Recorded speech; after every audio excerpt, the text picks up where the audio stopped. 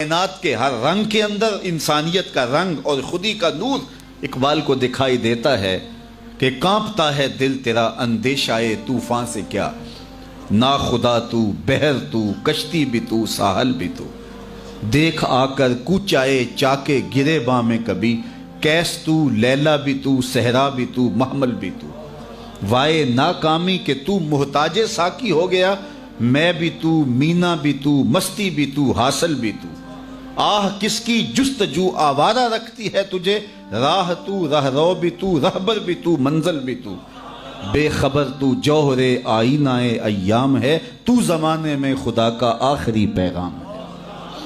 تو جب خودی سے آشنائی ہوتی ہے تو پھر کائنات کے سارے رنگ ایک وجود کے اندر دکھائی دیتے ہیں، اور وہ وجود انسان ہے، اور پھر وہ رازدان بن جاتا ہے، فطرت کے رازوں کا امین بن جاتا ہے، پھر وہ خودی کا ترجمان بن جاتا ہے، پھر وہ راز کن فکاں بن جاتا ہے۔ تو راز کن فکاں ہے، اپنی آنکھوں پر عیاں ہو جا، اپنے آپ کو دیکھنا انسان تو کہاں کھڑا ہے۔ وَفِي أَنفُسِكُمْ أَفَلَا تُبْصِرُونَ، ذرا من میں جھانک کر کے تو دیکھ، بلے شاہ اڈ دیاں پھڑنے، جڑا اندر بیٹھا کدی پڑھیا ہی نہیں۔ اپنے اندر جب انسان اترتا ہے پھر اسے پتہ چلتا ہے، من عرف نفسہ فقد عرف ربہ، جس نے من کو پہچان لیا اس نے اپنے رب کو پہچان لیا، اور جس کو خودی کا تعقل ہی نہیں ملا، ذات سے آگہی نہیں ملی، اپنے آپ سے آشنا ہی نہیں ہوا، تو پھر اسے کسی اور کا پتہ کیسے چلنا۔ اس آئینے میں پہلے اپنے وجود کو دیکھ، تو راز کن فکاں ہے، اپنی آنکھوں پر عیاں ہو جا، خودی کا رازداں ہو جا، خدا کا ترجمہ ہو جا، خودی میں ڈوب جا غافل، یہ سر زندگانی ہے، نکل کر حلقہ شام و سحر سے جاویداں ہو جا، مسافے زندگی میں سیرت فولاد پیدا کر، شبستان محبت میں حریر و پر نیاں ہو جا، گزر جا بن کے سیل تند رو کوہ بیاباں سے، گلستان راہ میں آئے تو جوئے نغمہ خواں ہو جا، تیرے علم و محبت کی نہیں ہے انتہا کوئی، نہیں ہے تجھ سے بڑھ کر ساز فطرت میں نوا کوئی۔ تو یہ وہ آواز بنتی ہے۔ تو یہ جب عشق رسول سے تربیت ہوتی ہے، اور جب کتاب اللہ سے جڑنے سے من میں اجالے ہوتے ہیں، اور زندگی کو زندگی کا حقیقی روپ ملتا ہے، تو پھر انسان کہاں کھڑا ہوتا ہے۔ کبھی ایسا نہیں ہوا، کبھی بھی ایسا نہیں ہوا کہ اقبال کے سامنے حضور کا نام لیا گیا ہو اور وہ بچوں کی طرح بلک بلک کے رویا نہ ہو، اور کبھی بھی ایسا نہیں ہوا کہ علامہ اقبال قرآن مجید کی تلاوت کرتے ہوں اور آنکھوں نے آنسوؤں کا خراج نہ دیا۔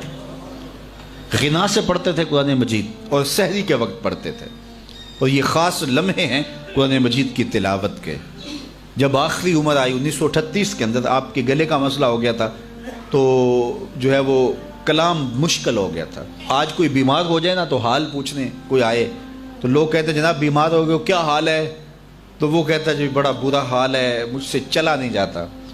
کوئی کہتا ہے جو کھانے پینے کا شوقین ہو وہ کہتا ہے جی بیماری آ گئی، اب تو کوئی چیز کھا ہی نہیں سکتا، کیونکہ اس کی ترجیحات کھانے پینے کی ہوتی ہیں۔ وہ کہتا ہے میں کھا نہیں سکتا۔ کسی شوگر والے سے پوچھو، وہ کہتا ہے جی میٹھا نہیں کھا سکتا تو کیا زندگی باقی ہے؟ تو ہمارے مسئلے یہ ہیں، ہم کھا نہیں سکتے، ہم پی نہیں سکتے، ہم سیر نہیں کر سکتے۔ اقبال سے کسی نے آ کے حال پوچھا کہ تم بتاؤ کیا حال ہے؟ تو اقبال نے کہا لطف قرآن سحر باقی نہ مان۔ سب سے بڑی مصیبت یہ ہے کہ سحری کے وقت اٹھ کے قرآن پڑھنے کا جو لطف تھا وہ باقی نہیں رہا۔ کاش کہ قرآن کو اس انداز سے میں پڑھ سکتا۔ تو اقبال قرآن مجید کی تلاوت کو حرز جاں بنائے ہوئے تھے۔ کہتے ہیں اب طبیعت ساتھ نہیں دے رہی، ورنہ میرا جی چاہتا ہے کہ امت کو سب سے بڑا تحفہ دے کے جاؤں، اور وہ کیا؟ قرآن مجید پہ کچھ نوٹ لکھ جاؤں، اور وہ سب سے بڑا کام ہوگا جو میں امت کو دے کے جاؤں گا۔ انہوں نے بال جبریل لکھی، انہوں نے زبور عجم لکھی، جاوید نامہ لکھا، اسرار و رموز لکھی، چہ باید کرد اقوام شرق، کیسی کیسی کتابیں لکھی جو عجوبہ روزگار سمجھی جاتی ہیں۔ لیکن اس کے باوجود کہا کہ اگر میں قرآن مجید پہ نوٹ لکھ کے دے جاتا تو یہ سب سے بڑا کام تھا جو میں قوم کو دے کے جاتا۔ تو اقبال نے یہی نصیحت کی کہ کتاب اللہ کے ساتھ اپنے تعلق کو مضبوط رکھو۔ کتاب زندہ قرآن حکیم، حکمت او لا یزالست و قدیم، یہ زندہ کتاب ہے، ہر دور کے تقاضوں کو پورا کرتی ہے، اور زندگی بخش کتاب ہے۔ بلکہ ایک مقام پہ اقبال نے ایک بات کہی ہے، ذرا اس پہ توجہ آپ کی چاہوں گا۔ اس نے کہا فاش می گوئم آنچ در دل مزمرست، میں کھل کے نہ کہہ دوں جو میرے دل میں چھپا ہوا ہے۔ کتاب اللہ پہ بات کرتے کرتے اقبال نے کہا فاش می گوئم، کیا میں کھل کے آنچ در دل مزمرست، جو میرے دل کے اندر چھپا ہوا ابھی تک میں بیان نہیں کیا۔ پھر کہتا ہے ای کتاب نیست چیزیں دیگرست، یہ کتاب نہیں، یہ کوئی اور ہی شے ہے۔ گر تو می خواہی مسلمہ زیستن، نیست ممکن جز بقرآن زیستن، اگر تو مومن بن کے جینا چاہتا ہے تو قرآن کے بغیر ایک قدم بھی نہیں جی سکتا ہے، ایک سانس بھی نہیں جی سکتا، ایک قدم بھی نہیں چل سکتا۔ آپ جانتے ہیں کہ 1912 کے اندر طرابلس میں ایک جنگ ہوئی تھی اور اس میں بہت سارے مسلمان شہید ہوئے تھے، مسلمانوں نے اپنی بقا کی یہ جنگ لڑی تھی۔ تو اب اقبال اس کا حوالہ دے کہ حضور کی بارگاہ میں ایک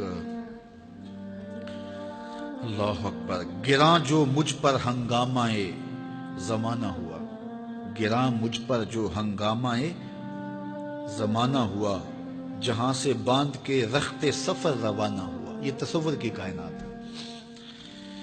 فرشتے بزم رسالت میں لے گئے مجھ کو،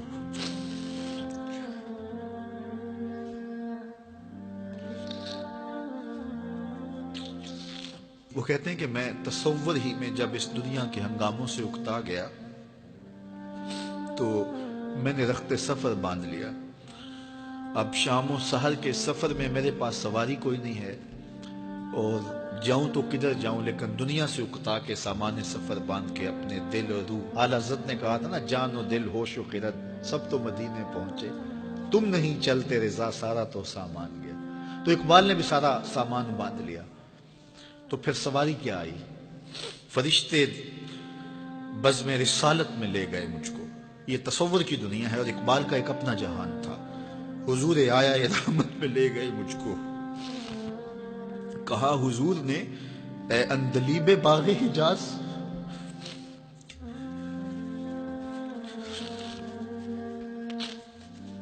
کہا حضور نے اے اندلیب باغ حجاز، کلی کلی ہے تیری گرمی نواز گداز، ہمیشہ سرخوش جام ولا ہے دل تیرا، فتادگی ہے تیری غیرت سجود و نیاز، نکل کے باغ جہاں سے رنگ بو آیا، نکل کر باغ جہاں سے رنگ بو آیا، ہمارے واسطے کیا تحفہ لے کے تو آیا۔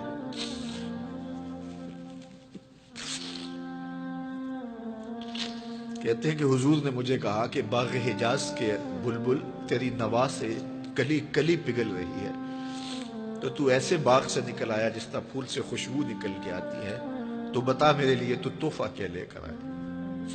اب اقبال کا جواب سنیے، حضور دہر میں آسودگی نہیں ملتی، حضور دہر میں آسودگی نہیں ملتی، تلاش جس کی ہے وہ زندگی نہیں ملتی، ہزاروں لالا و گل ہیں ریاض ہستی میں، وفا کی جس میں بو ہو وہ کلی نہیں ملتی، مگر میں نظر کو ایک آبگینہ لایا ہوں۔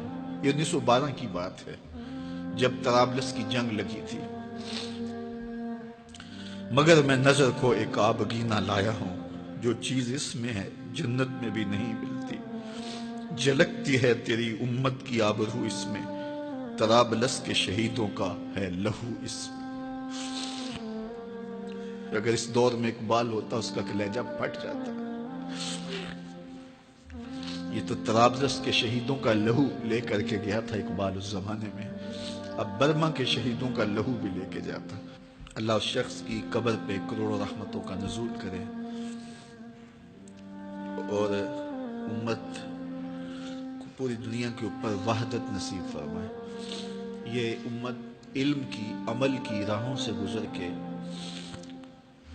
اپنی منزل کی طرف گامزن ہو اور وحدت کے حقیقی اجالے اس امت کو نصیب ہوں، اور بھٹکا ہوا آہو پھر سوئے حرم پہنچے اور یہ امت ایک منزل کی طرف وحدت فکر کے ساتھ، وحدت عمل کے ساتھ آگے بڑھے اور کھویا ہوا وقار اس کو نصیب ہو۔ اقبال کے انہی لفظوں کے ساتھ میں اپنی گفتگو کو اختتام کی طرف لے جاتا ہوں۔ بھٹکے ہوئے آہو کو پھر سوئے حرم لے چل، اس شہر کے خوگر کو پھر وسعت صحرا دے۔